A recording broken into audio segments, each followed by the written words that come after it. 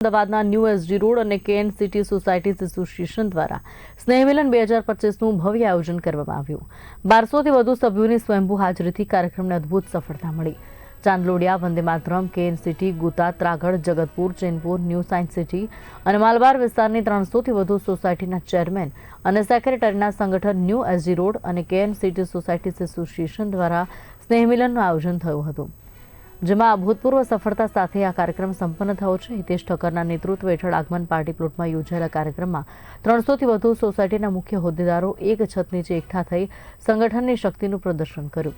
આ સ્નેહમિલન કાર્યક્રમમાં 1200થી વધુ લોકો સ્વયંભૂ રીતે જોડાયા હતા અને એસોસિએશનની સામાજિક પ્રતિબદ્ધતા અને જન સમુદાયમાં તેની લોકપ્રિયતા દર્શાવી હતી। કાર્યક્રમના મુખ્ય મહેમાન તરીકે ગુજરાત ભાજપના સહકારિતા અધ્યક્ષ બિપિન પટેલ, ગોતા અને યુવા ઉદ્યોગપતિ ધ્રુવ પટેલ વિશેષ સ્વરૂપે ઉપસ્થિત રહ્યા હતા અને સંગઠનની પ્રવૃત્તિઓને બિરદાવી હતી।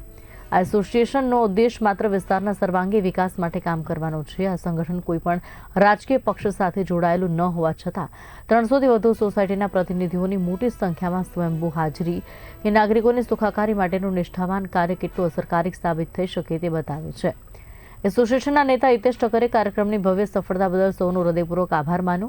ખાસ કરી એસોસિએશનના સફળ આયોજન પાછળ મહત્વની ભૂમિકા ભજવનાર મહિલા વિંગની ટીમને પણ અભિનંદન પાઠવ્યા હતા। મહિલા કાર્યકારી પ્રમુખ મોના પંચાલ અને સપના બોડાના એન ટીમનો આભાર વ્યક્ત કર્યો હતો।